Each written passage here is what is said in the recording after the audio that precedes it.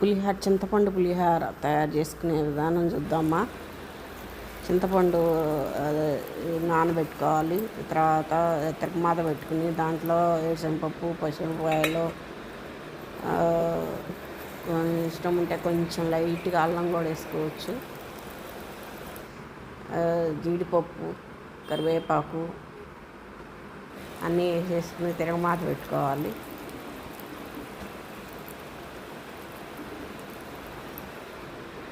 తిరగమాత పెట్టుకున్నాక చింతపండు కొంచెం ఉడికించుకోవాలి. సాల్ట్ అయితే కనుక అన్నంలో కలుపుకుంటే సరిపోతుంది.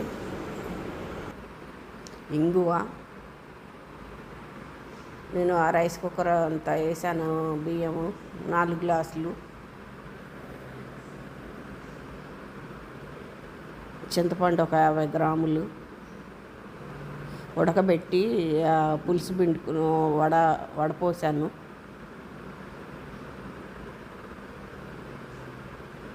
తిరుగుమాత, పచ్చిమిరపకాయలు, కరివేపాకు, జీలకర్ర, పచ్చనిపప్పు, ఆవాలు, ఎండుమిరపకాయలు, జీడిపప్పు, వేరుశనగపప్పు,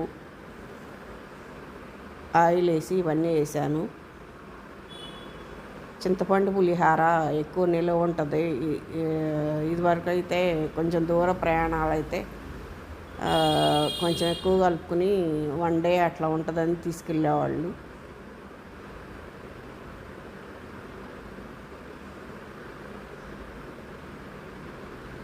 చింతపండు పులిహోర నిల్వ ఉంటుంది, నిమ్మకాయ పులిహోర నిల్వ ఉండదు. అయినా ఎప్పటికప్పుడు ఫ్రెష్గా అయితేనే బాగుంటుంది. చింతపండు పులిహోర, ఇంగువ పులిహోర రెడీ. కలుపుకోవటం మిక్స్ చేసుకుంటే సరిపోతుంది.